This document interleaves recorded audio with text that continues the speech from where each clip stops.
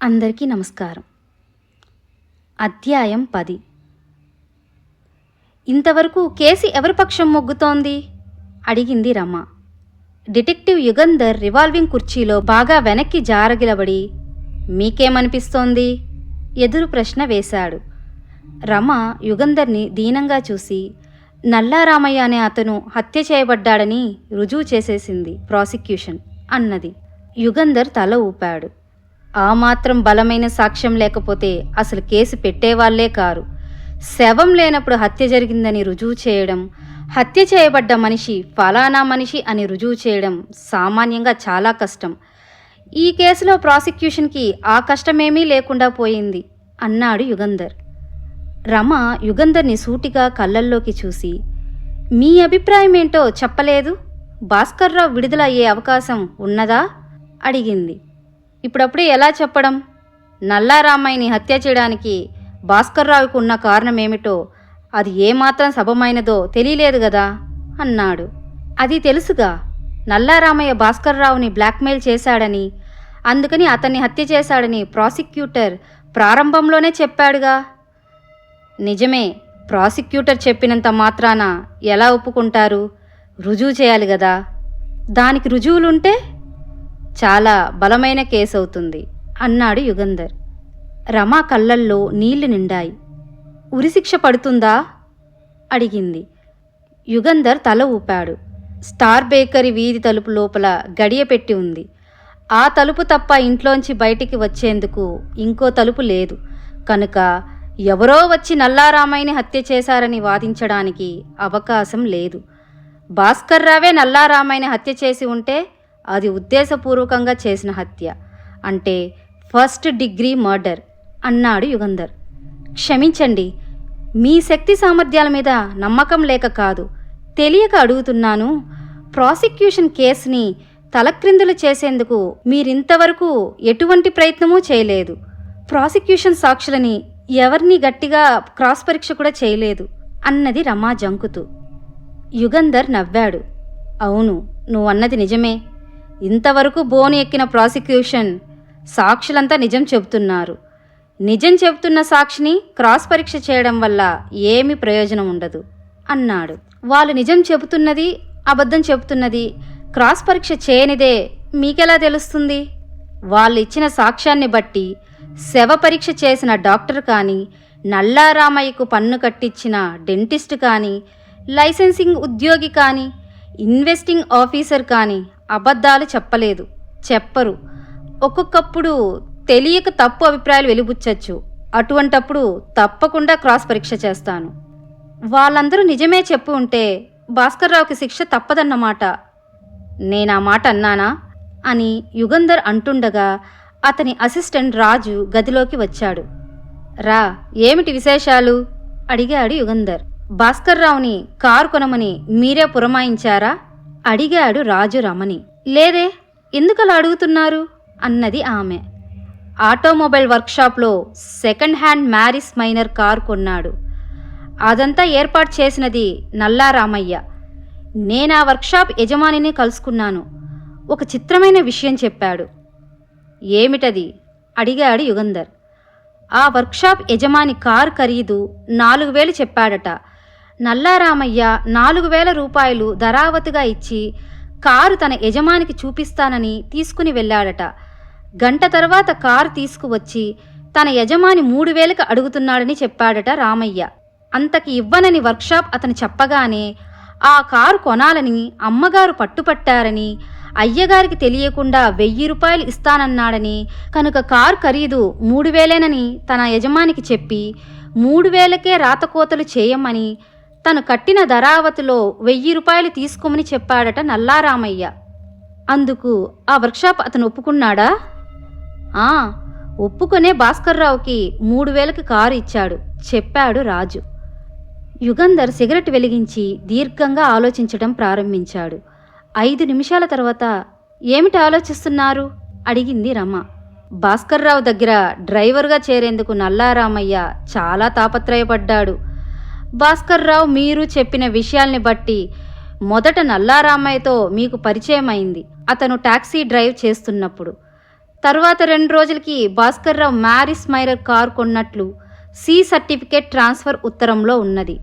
Driving licence ఇచ్చే ఉద్యోగి వాంగ్మూలాన్ని బట్టి జూలై 8వ తేదీ నల్లారామయ్య లైసెన్స్కి అప్లికేషన్ పెట్టుకున్నాడని తెలిసింది.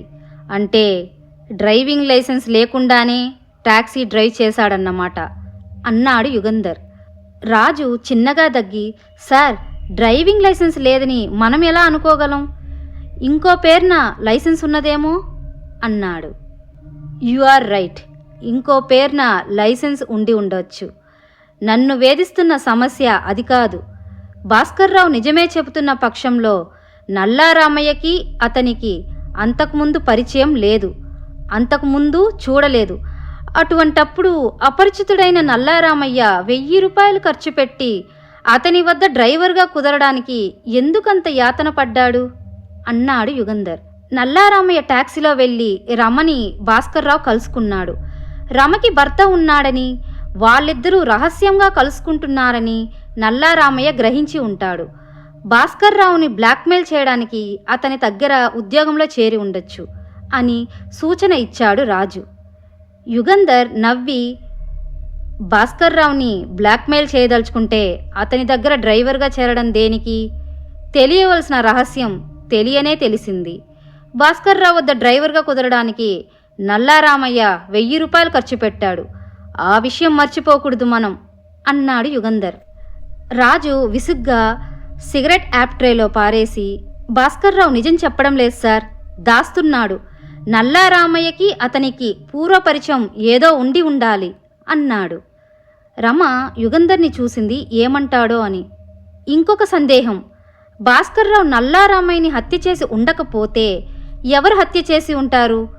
వీధి తలుపు లోపల గడియ పెట్టి ఉంది.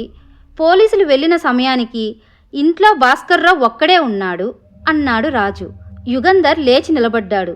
అవును, ఆ విషయం దర్యాప్తు చేయాలి, పద రాజుతో అని. నువ్విక వెళ్ళమ్మా అన్నాడు రమతో. రమ టాక్సీ ఎక్కి వెళ్ళిపోయిన తర్వాత రాజు కార్ స్టార్ట్ చేశాడు. 10 నిమిషాల తర్వాత కార్ స్టార్ బేకరీ ముందు ఆగింది. యుగంధర్, రాజు కార్ దిగారు. యుగంధర్ జేబులోంచి తాళం చెవుల గుత్తి తీశాడు. అవి మారు తాళం చెవులు కావు, భాస్కర్రావు తాళం చెవుల గుత్తి. అతనే యుగంధర్కిచ్చాడు.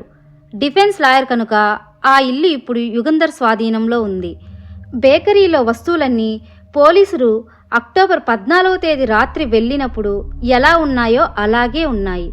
లోపలికి వెళ్ళగానే తలుపు మూసి గడియ పెట్టి యుగంధర్ ఆ తలుపుని పరీక్షగా చూశాడు. ఏమిటి చూస్తున్నారు అడిగాడు రాజు. ఎవరైనా బయటకు వెళ్ళి బయట నుంచి తలుపు లోపల గడియ పెట్టడానికి వీలున్నదా అని. లేదు, ఏ తీగనో దూర్చి బయట నుంచి లోపల గడియ పెట్టేందుకు తలుపుకి ఎక్కడా చిల్లుల్లేవు. యుగంధర్ తల ఆడించి, పద, ఇల్లంతా తనిఖీ చేయాలి అన్నాడు. పొయ్యి గదిలోకి వెళ్ళారు. పొయ్యి గదిలోంచి ఒక్క తలుపు తప్ప బయటికి ఇంకో మార్గం లేదు. కింద అన్ని గదులు వెతికారు. గోడలన్నీ పరీక్ష చేశారు. ఎక్కడైనా మాయ తలుపో రహస్యపు దారో ఉన్నదేమోనని చూశారు. అటువంటిదేమీ కనిపించలేదు. 2 డిటెక్టివ్లు మేడ మీదకి వెళ్ళారు. ఒక పడక గది, సోఫాలు వేసిన ఇంకో చిన్న గది, నీళ్ల గది, పడక గదికి అవతల చిన్న బాల్కనీ చూశారు. ఆ బాల్కనీ ముందున్న వీధివైపుగాక పక్కనున్న సందువైపున్నది. రాత్రి 12 గంటల ప్రాంతంలో ఈ సందులో మనుషులుండరు అన్నాడు యుగంధర్. అవును, ఈ బాల్కనీలోంచి కిందికి దిగడం కష్టమైన పని కాదు. ఆ కిటికీ షెడ్ మీదకి సులభంగా దిగవచ్చు. ఆ షెడ్ మీదకి వెళ్ళిన తర్వాత కిటికీ తలుపు మీద కాలు పెట్టి కిందకి దిగవచ్చు అన్నాడు రాజు. యుగంధర్ తల ఊపి బాల్కనీ పిట్టగోడ జాగ్రత్తగా పరీక్ష చేసి చూశాడు. నిశ్చయంగా చెప్పడానికి వీల్లేదు. ఈ 2 చోట్ల సిమెంటు పెచ్చులు లేచిపోవడానికి ఇంకేదో కారణం ఉండి ఉండవచ్చు. లేదా ఎవరైనా ఇక్కడ కాలు పెట్టి కిందకు దిగుతున్నప్పుడు ఆ పెచ్చులు ఊడిపడి ఉండవచ్చు.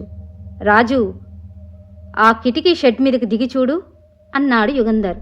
వెంటనే రాజు బాల్కనీ పిట్టగోడ పట్టుకొని ఒక కాలు అవతలకి వేసి నెమ్మదిగా రెండో కాలు అవతలకు లాక్కొని ఒక చెయ్యి తర్వాత ఇంకో చెయ్యి తీసి బాల్కనీ పిట్టగోడ కింద ఉన్న ట్రైలిస్ని పట్టుకొని కిటికీ షెడ్ మీదకి దిగాడు. 2 నిమిషాల తర్వాత సార్ మీరు రావాలి అన్నాడు. వెంటనే యుగంధర్ కూడా ఆ కిటికీ షెడ్ మీదకు దిగి ఏమిటి అని అడిగాడు. ఇది చూడండి అని చూపించాడు రాజు. అది కాలి బూటు ముద్ర. ఎండకి ఎండి అంచులు మాత్రం స్పష్టంగా కనిపిస్తున్నాయి. మధ్య ఏమీ లేదు. రక్తం ముద్ర అన్నాడు యుగంధర్. అవును, అందుకే మిమ్మల్ని రమ్మన్నాను. యుగంధర్ జేబులోంచి చాకు తీశాడు. ఆ సిమెంటు మీద చాకుతో గీకి రక్తమంటిన ఆ సిమెంటు పొడిని చిన్న కాగితంలో పొట్లం కట్టి పద పోదాం అన్నాడు రాజుతో. ఈరోజు ఎపిసోడ్ అయిపోయింది. ఇంకొక ఎపిసోడ్ కోసం ఎదురు చూస్తూ ఉండండి. Stay tuned.